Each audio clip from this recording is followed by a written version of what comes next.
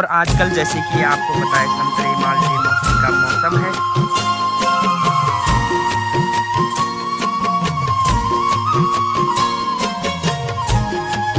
और जब तक मैंने ब्रेकफास्ट किया दीदी चढ़ गई है पेड़ में।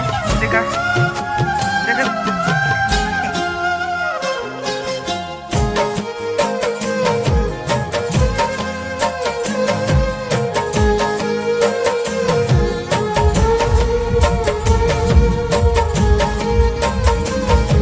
हेलो दोस्तों, नमस्कार, प्रणाम। कैसे आप सब? उम्मीद करता हूँ ठीक होंगे, स्वस्थ होंगे, मस्त होंगे। मैं आदित्य नौटियाल अभी हूँ देवभूमि उत्तराखंड के उत्तरकाशी जिले के जगड़ गांव में। दोस्तों, कल ही मैं ऋषिकेश से अपने गांव आया और आज सुबह 9:30 बजे से आज के ब्लॉग की शुरुआत हो रही है अपने घर से। और स्वागत है आप सबका मेरे आज के ब्लॉग में। पहले आप सबको यहाँ पे का मौसम दिखाता हूँ। और ये देखिए, बिल्कुल जोरदार धूप आ चुकी है यहाँ पर। और ये चारों तरफ का आप पहाड़ियाँ देख सकते हैं। सामने सुरकंडा की जो पहाड़ियाँ हैं वो दिख रही हैं। यही बिल्कुल जस्ट सामने हमारा गांव और जो सुरकंडा का डांडा है। और ये हमारा मोहल्ला, हमारा खोला, सभी भाई बंद लोग। और ये हमारा घर। यहाँ पर धूप तो आ गई है लेकिन फिर भी अभी काफ़ी ठंडी हवा चल रही है, इसलिए अभी गाय बाहर नहीं निकाली है। ये गौशाला हमारी। और आजकल जैसे कि आपको पता है संतरे माल्टे मौसमी का मौसम है, तो यहाँ पर अब तो लास्ट ही है, लगभग सब खत्म हो चुके हैं। ये देखिए।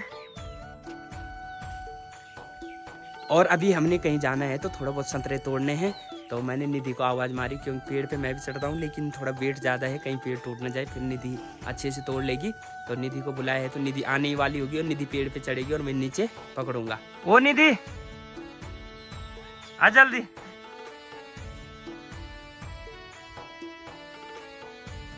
और ये मेरा टाइगर बिल्कुल आराम से बैठा हुआ है। टाइगर, ओए। तो दूसरे कोने में यहाँ पर बैठा है शेरू। तो कुछ दिन पहले आपने देखा होगा मेरे पास एक डॉग था छोटा सा, तो वो ये है। ओए ले ले ले ले। ओए, ओए। और निधि रास्ते लग गई है, आधे रास्ते में पहुंच गई है, लेकिन चाची जी पता नहीं क्या बोल रही है निधि को। तो निधि आ रही है, पहुंचने वाली है। और दोस्तों, अभी बने हैं ना ब्रेकफास्ट में मूली के परांठे और ये चटनी और ये मक्खन। तो अब ब्रेकफास्ट कर लेता हूँ, निधि तब तक संतरे तोड़ेगी और तब निकलेंगे हम चिन्याली सौड़ की ओर। और जब तक मैंने ब्रेकफास्ट किया निधि चढ़ गई है पेड़ में और ये तोड़ने लग गई है। वो देखा, वो देखा।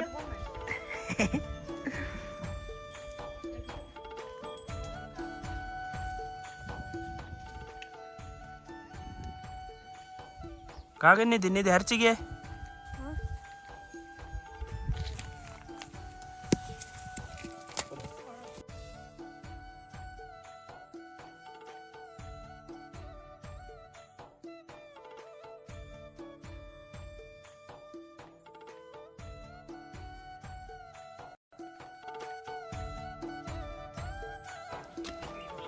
दोस्तों, अभी हम हैं तिलपड़ खुबलू में। यहाँ का नाम खुबलू बोला जाता है। और पिछले साल मैं यहाँ पर कथा में भी रहा था। और यहाँ पर आंवले के बहुत पेड़ हैं। यहाँ मकान के पीछे ये देखिए, पूरे आंवले के पेड़ है। और अभी थोड़ी देर में ही हम चाय पानी पी के जाते हैं आंवले तोड़ने। ये देखिए, पूरे आंवले ऐसे गिर गए जैसे अंगूर होते हैं, भयंकर ऐसे लगे थे। मैंने पेड़ हिलाए और पूरे गिर गए। और कट्टा भरते अब कम से कम 10 किलो ले जाते हैं। आंवला ऐसा फल है जिसको बंदर भी नहीं खाता है। तो दोस्तों, सारी जगह से सब काम निपटा के हम पहुंच गए हैं अभी चिन्याली सौड़ में। बैकग्राउंड आप देख रहे होंगे, ये पुल दिख रहा है। तो अब यहाँ से चलेंगे गाँव की ओर। और अभी घर जाके बहुत कुछ बताऊंगा, कहाँ गए थे हम, क्यों गए थे।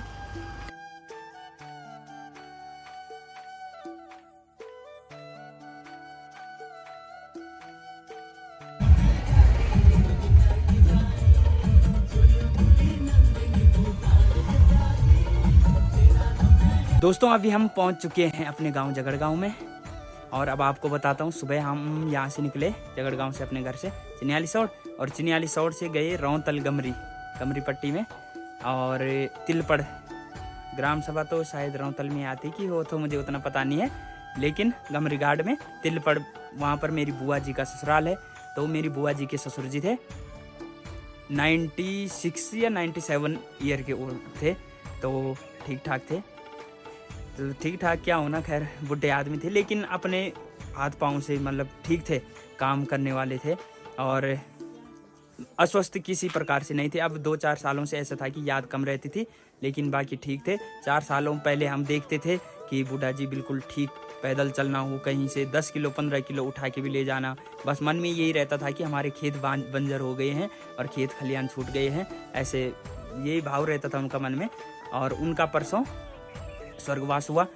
तो वहाँ पर हम, जैसे कि हमारी प्रथा है हमारे मतलब गढ़वाल में, अगर कोई शांत होता है तो वहाँ पर सभी लोग, गढ़वाली में बोलते पस्तव देने, सांत्वना देने जाते हैं। तो हम भी वहाँ पर गए थे। वैसे बुढ़ा जी की तो मतलब यात्रा थी है, मतलब सही उम्र पे अपना गए, 96 97 पे जाना, आज का मनुष्य तो आप देख रहे हैं 60 पे भी जाना बड़ा मुश्किल है। और वहाँ पर तो एक प्रथा और भी है, जैसे ऐसे बुजुर्ग आदमी जाते हैं तो जो सब यात्रा होती है वो ढोल दमाओं के साथ निकलती है, और जो यात्रा निकली उसमें भी 5 ढोल 5 दमाऊ थे, बोला 3-4 दिन पहले हुआ।